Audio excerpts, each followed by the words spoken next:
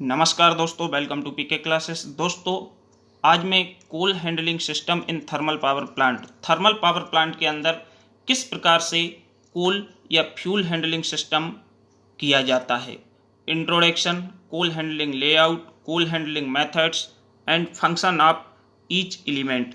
तो दोस्तों, coal handling जो पावर प्लांट्स है उसमें किस प्रकार से होता है या कोल हैंडलिंग है क्या?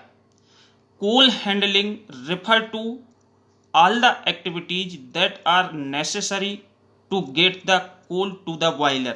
मीन्स कोल हैंडलिंग का मतलब है कि जितनी भी एक्टिविटी होती है जब हमारा कोल माइन से निकलता है, इसके बाद बॉयलर्स तक पहुंचने में जितने भी स्टेप इन्वॉल्व होते हैं, जो भी एक्टिविटी होती हैं, यह बहुत ही आवश्यक होती हैं कोल हैंडलिंग से संबंधित। The coal handling can be done mechanically also manually. Means जो कोल हैंडलिंग है यह दो प्रकार से की जाती है, या तो मैनुअली हो सकता है या मैकेनिकली हो सकता है। लेकिन जो मैनुअली कोल हैंडलिंग है यह हमारे स्मॉल कैपेसिटी के प्लांट्स के लिए तो ठीक है, क्योंकि स्मॉल कैपेसिटी प्लांट्स में हम कोल हैंडलिंग मैनुअली मैनेज कर सकते हैं। लेकिन जो मॉडर्न या लार्ज पावर प्लांट होते हैं, लार्ज पावर प्लांट में कोल हैंडलिंग मैनुअली संभव नहीं होता है। वहाँ पे हम क्या करते हैं, मैकेनिकल कोल हैंडलिंग सिस्टम का उपयोग करते हैं, क्योंकि मैकेनिकल कोल हैंडलिंग सिस्टम से ही हम आसानी से कोल माइन से लेके बॉयलर तक फायरिंग के लिए भेज सकते हैं। ओके दोस्तों, तो दोस्तों जो भी छात्र पीके क्लासेस में फर्स्ट टाइम है, जिनने अभी भी वीडियो को लाइक नहीं किया है एंड चैनल को सब्सक्राइब नहीं किया है, वह चैनल को सब्सक्राइब करें एंड वीडियो को लाइक करें, जिससे आने वाला लेटेस्ट वीडियो आपको मिल सके। तो दोस्तों, कोल हैंडलिंग लेआउट, यहाँ पे दोस्तों जो लेआउट का डायग्राम है, इसमें सबसे पहले एक्चुअल में क्या इन्वॉल्वमेंट होता है। तो कोल डिलीवरी, पहला जो पॉइंट आता है कोल डिलीवरी, इसके बाद कोल डिलीवरी के बाद coal unloading, preparation, transfer, outdoor storage, covered storage, in plant handling and weighing and measuring, and इसके बाद जो लास्ट है वो है हमारा furnace firing. Means furnace firing, ये जो स्टेप्स हैं, यह स्टेप हमारे इन्वॉल्व होते हैं कोल हैंडलिंग प्लांट लेआउट में, कोल हैंडलिंग प्लांट लेआउट के अंदर।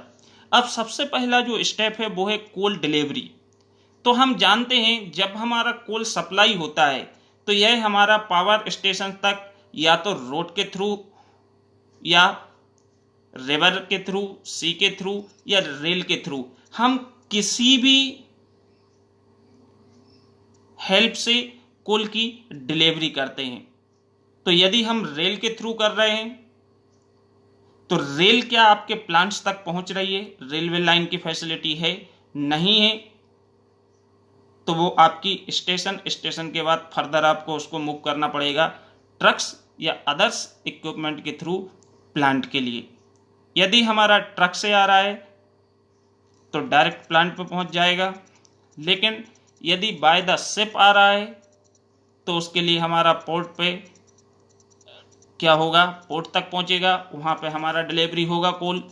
तो मीन्स जो कोल होता है, coal mine near the plant, यह बहुत आवश्यक होता है कि रेलवे फैसिलिटी यदि उपलब्ध नहीं है then the coal is supplied by truck. यदि रेलवे फैसिलिटी नहीं है तो हम कोल को सप्लाई करते हैं किससे? ट्रक की सहायता से। In case rail transport is to be adopted, the necessary sliding for receiving the coal should be made near the stations। Okay, तो सबसे पहले तो हमारा जो कोल है, कोल की डिलीवरी करना पड़ती है।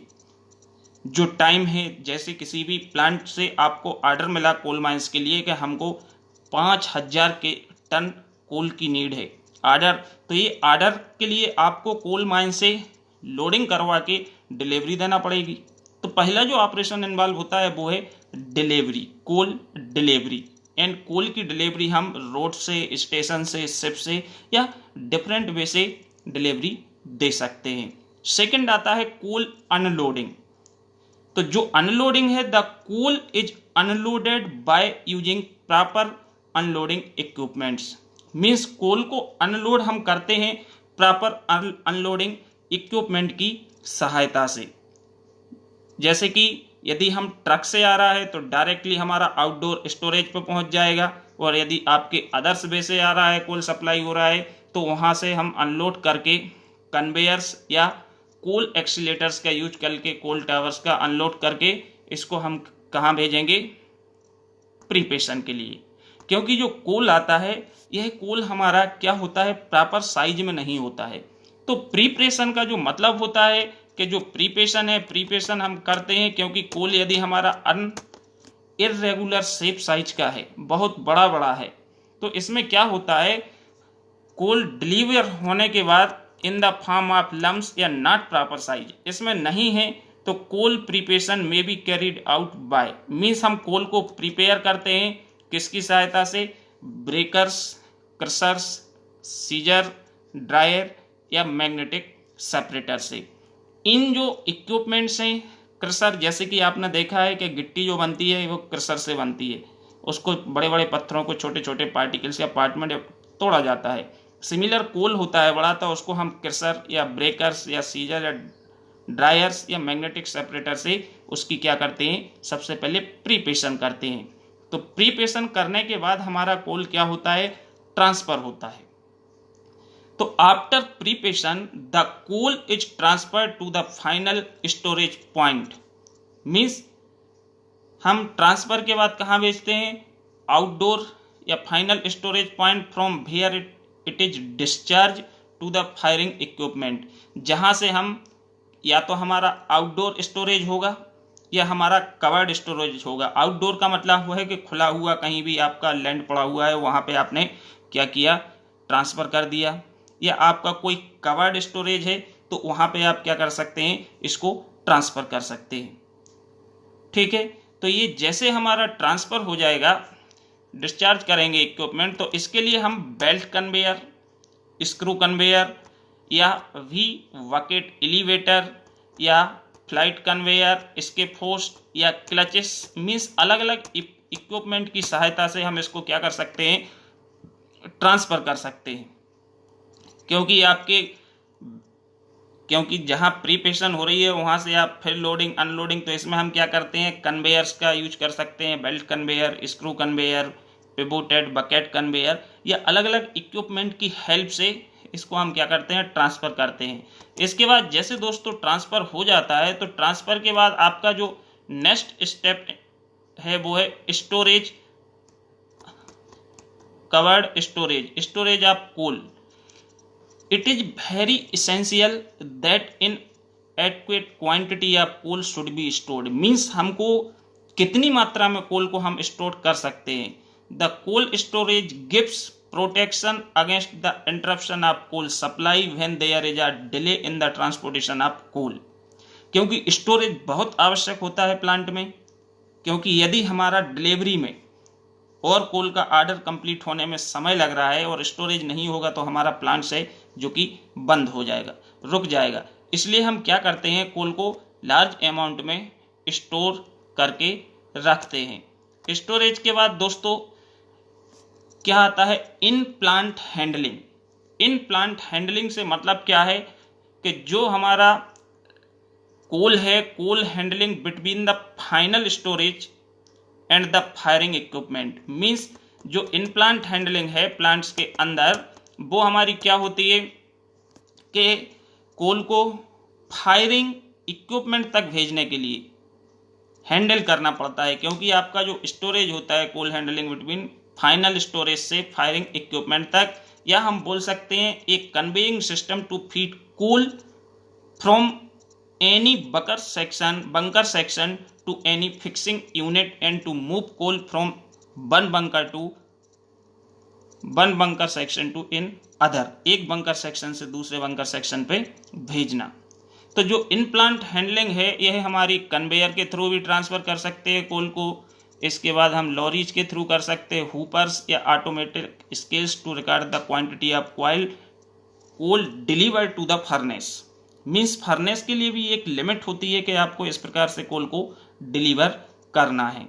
तो ये हमारा हो जाता है इन प्लांट हैंडलिंग। इसके बाद आता है वेइंग एंड मेजरिंग। तो means the weight the quantity of coal the following equipment में बी यूज। एक तो हम बेल्ट स्केल का यूज कर सकते हैं, ऑटोमेटिक स्केल का यूज कर सकते हैं, या हम वेइंग लॉरी का यूज कर सकते हैं।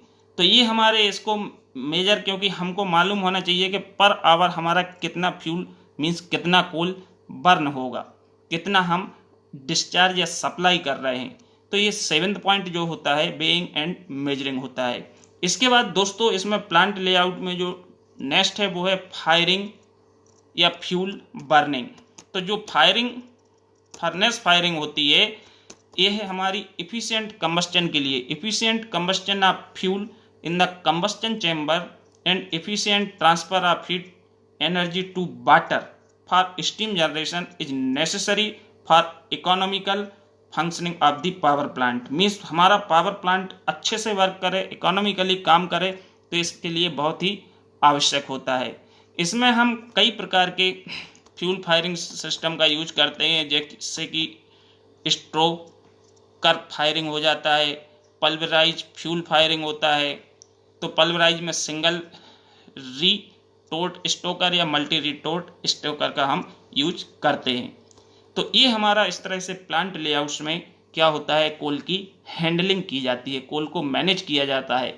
तो इस लेआउट से आप एक एक स्टेप को समझ के इसको डिस्क्राइब इस तरह से कर सकते हैं। Coal delivery, coal unloading, preparation, transfer, outdoor storage या covered storage, in plant handling, measuring and furnace firing. अब दोस्तों नेक्स्ट जो है coal handling methods. Coal handling में डिफरेंट टाइप की मेथड्स का यूज किया जाता है, जैसे बाय सी या रिवर, समुद्र के थ्रू या रिवर के थ्रू, रेल के थ्रू भी हम ट्रांसपोर्ट कर सकते हैं, रोडवे के थ्रू भी कर सकते हैं, या पाइप लाइन के थ्रू भी कर सकते हैं। तो ये हमारी दोस्तों क्या हैं, कोल हैंडलिंग मेथड्स होती हैं। ओके दोस्तों, थैंक यू।